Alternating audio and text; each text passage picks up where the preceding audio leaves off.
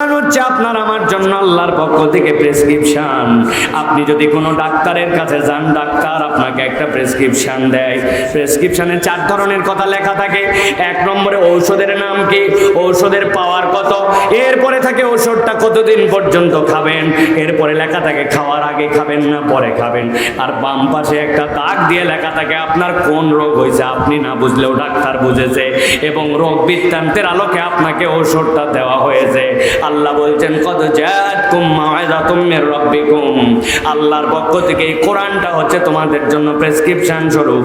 বান্দা যদি এই কোরআন গ্রহণ করে, আল্লাহ তার যাবতীয় যত ধরনের সমস্যা আছে সবগুলো আল্লাহ দূর করে দিবে। আল্লাহ রাব্বুল আলামিন বলছেন কেবল এতটুকুই নয়, এই কোরআন তোমাদের জন্য কি জানো নাকি? আল্লাহ বলছেন কদ জাআতকুম মাউইযাতুম মির রাব্বিকুম ওয়া শিফাউল লিমা ফিস সুদূর।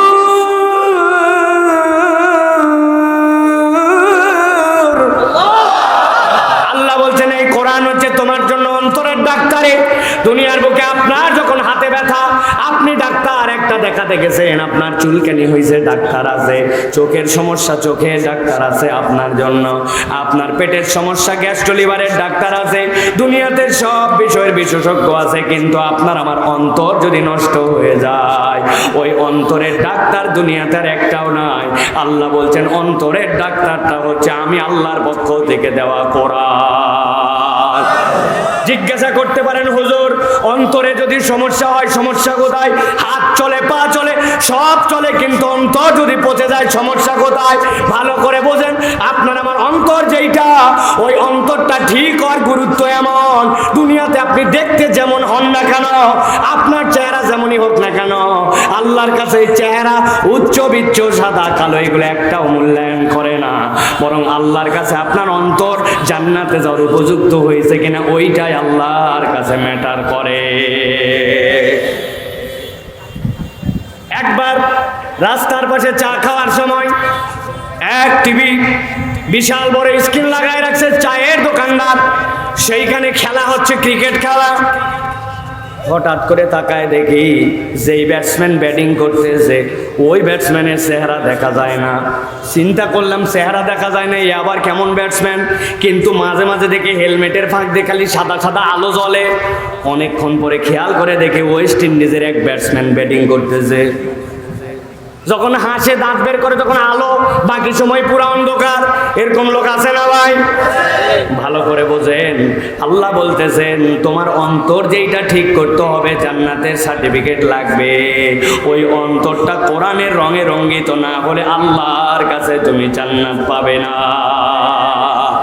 আমি মাঝে মাঝে উদাহরণ দেই, সারা জীবন মনে রাখবেন উদাহরণ, অন্তরের মধ্যে ঢুকায় রেখে দেবেন। আপনার এলাকার একটা ছেলে ইন্টারমিডিয়েট উভয়টাতে গোল্ডেন এ প্লাস, 6 ফিট লম্বা, খুব ভালো ছেলে। হঠাৎ করে পেপারের মধ্যে বিজ্ঞাপন দেখছে সেনাবাহিনীতে একটা লোক নিবে, 2nd লেফটেন্যান্ট কমিশন র্যাঙ্কে। সাধারণভাবে সৈনিক যদি কোনোদিন সেনাবাহিনীতে ঢোকে, তাহলে ওই সৈনিকটা যদি ঢুকলে তার সর্বোচ্চ র্যাঙ্ক কোন পর্যন্ত হবে? তার সর্বোচ্চ র্যাঙ্ক ওয়ারেন্ট অফিসার, এর উপরে কোনো পদ নাই। কিন্তু যদি 2nd লেফটেন্যান্ট থেকে ঢোকে, সে জেনারেল পর্যন্ত হয়ে যেতে পারে। ওই ছেলের জন্য রিকোয়ারমেন্ট দিচ্ছে 4টা, কয়টা? কথা বলে না। 1 নম্বরে 5 ফিট 6 ইঞ্চি হাইট হতে হবে। 2 নম্বরে ইন্টারমিডিয়েট পর্যন্ত এসএসসি এইচএসসিতে 2টাতেই তার জন্য 2nd ডিভিশন লাগবে। 3 নম্বরে তার জন্য কোনো ফৌজদারি মামলার আসামিও হওয়া যাবে না। আর 4 নম্বরে তার জন্য ফিজিক্যালি ফিট হতে হবে। ওই ছেলে লাভ দিয়ে উঠছে, বেটা চাইছে 5 ফিট 6 ইঞ্চি, আমি তো 6 ফিট লম্বা। সাথে সাথে বলছে চাইছে 2nd ডিভিশন, উভয়টাতে আমার 1st ডিভিশন। থানাতে আমার বাপ দাদার জন্য কোনো ফৌজদারি মামলা নাই। আর শারীরিকভাবে দেখতে তো কত সুন্দর, কাগজপত্র সব জমা দিয়ে দিয়েছে, ঢাকা থেকে রিটার্ন আসছে, তার জন্য অমুক তারিখে সেনাবাহিনীতে অমুক জায়গায় লোক নেওয়া হবে, তুমি শারীরিক পরীক্ষা দেওয়ার জন্য কাগজপত্র নিয়ে আসবা। এলাকার মানুষের দোয়া নিয়ে ঢাকায় চলে গেছে। যাওয়ার পরে প্রথমে কাগজ চেক করছে, কাগজ চেক করে দেখে চাইছে 2nd division, better উভয়টাতে 1st division. এবার বলছে কাগজ অ্যাপ্রুভ, থানার ক্লিয়ারেন্স দেখাও। থানার ক্লিয়ারেন্স দেখছে তাদের বাপ দাদার বংশে কোনো ফৌজদারি মামলা নাই, থানা ক্লিয়ার। এবার বলছে যাও তুমি একটুখানি মাপ লাগাও। মাপটা টান দেওয়া আছে 5 ফিট 6 ইঞ্চি পর্যন্ত বাতা দিয়া। ওই জায়গাতে দাঁড়ানো মাত্র তার কপাল বেঁধে গেছে। বলছে তুই এত লম্বা, নিচ দিয়ে যা। যাওয়ার পরে বলছে এখন খালি গাও। খালি গাওয়ার পরে বলছে এখন হাত দুটা টান টান করে সোজা করো। যেই না বলছে হাত দুইটা টান টান করে সোজা করো, ডান হাতটা টান টান সোজা, বাম হাতের মাথার আঙ্গুলগুলা বাঁকা। সেই বেটা পরীক্ষা নিশ্চয় বলছে এই বেটা বাম হাতের নখ ভাঁজ কেন, হাত সোজা কর। ও বলছে স্যার জন্মের থেকে আমার সব ঠিক আছে, কেবল 4টা আঙ্গুল একটু সোজা হয় না। এবার বুঝে থাকলে সাতক্ষীরার মানুষ বলেন উভয়টাতে ফার্স্ট ডিভিশন, 6 ফিট লম্বা, থানা ক্লিয়ারেন্স আছে, দেখতে শুনতে সুপার ফিট। কেবল বাম হাতের 4 আঙ্গুল যদি একটু বাঁকা হয়, ওই ছেলেটাকে কি সেনাবাহিনীতে চান্স দিবে? যারা বললেন না বুঝেন নাই মনে দিবে। আমার আল্লাহ রাব্বুল আলামিন কি বলছেন খেয়াল করেন। কদ জাআতকুম মাউযাতুম মির রাব্বিকুম ওয়া শিফাউল লিমা ফিস সুদুরি ওয়া হুদাও ওয়া রাহমাতুল লিল মুমিনিন। আমার আল্লাহ বলছেন এই দুনিয়ার মানুষ, আমি আল্লাহ রাব্বুল আলামিন অন্তরের ডাক্তারি এমনি দেই না। আল্লাহ নবীকে আল্লাহ বলছেন ইজা সালুহাত সালুহাল জাসাদু কুল্লু ওয়া ইজা ফাসাদাত ফাসাদাল জাসাদু কুল্লু। তোমার সব ঠিক আছে, অন্তর ঠিক নাই, আল্লাহর কাছে তোমার 1 পয়সা দাম নাই। আর দুনিয়াতে তুমি দেখতে ভালো না, দুনিয়াতে তোমার তেমন কোনো মূল্যায়ন নাই, কিন্তু তোমার অন্তর যদি আল্লাহর কাছে কোরআনের রঙে রঞ্জিত হয়, কবরে যাইতে দেরি, জান্নাতের দরজা খুলতে দেরি না।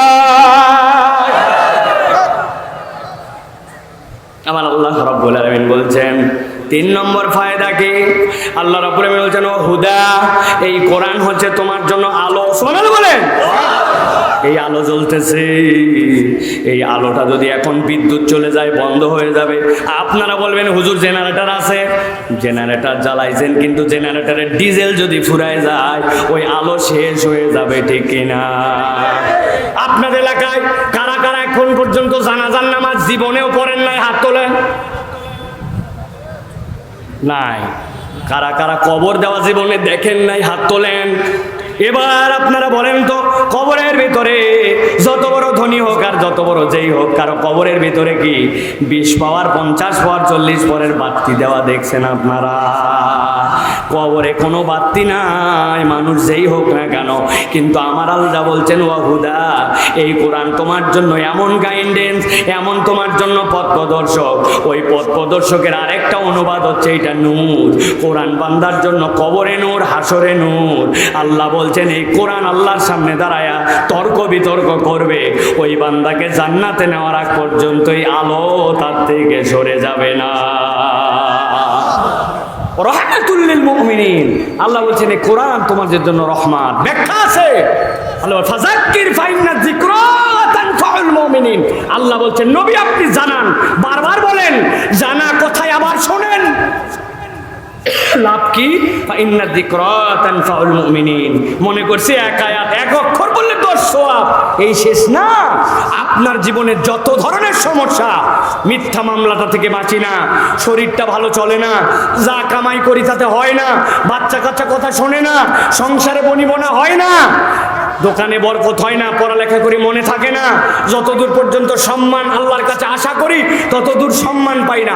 আপনার যত ধরনের সমস্যা আছে, ফাইন্না যিকরা তানফাউল মুমিনিন, এই কোরআন এবং তার জিকির আপনাকে সব ধরনের সমস্যা থেকে উত্তরণে সহায়তা করবে ইনশাআল্লাহ। এই জন্য এটা রহমত। এবার বুঝে থাকলে বলেন, জবান বন্ধ রাখবেন না, যে কোরআন শুনলে লাভ আছে না নাই? কম না বেশি? বুঝে না না বুঝে? কিছুটা বুঝতে পারছে এবার, ঠিক না ভাই? আমরা কেউ যদি জিজ্ঞাসা করে স্পষ্ট করে বলে দিবেন আল্লাহ রাব্বুল আমিন আমাদের জন্য এই উপকারগুলা কোরআনুল কারীমের মধ্যে ঢুকায় রেখেছেন। প্রিয় ভাইরা, আল্লাহ আমাদেরকে এই কোরআন অনুযায়ী, এই কোরআনের বুঝ অনুযায়ী আমাদের জীবন গঠন করার মতো তৌফিক দান করেন, বলেন আল্লাহুম্মা আমিন। আমরা কি এই কোরআনের পক্ষে আছি তো সবাই? হাত তোলেন।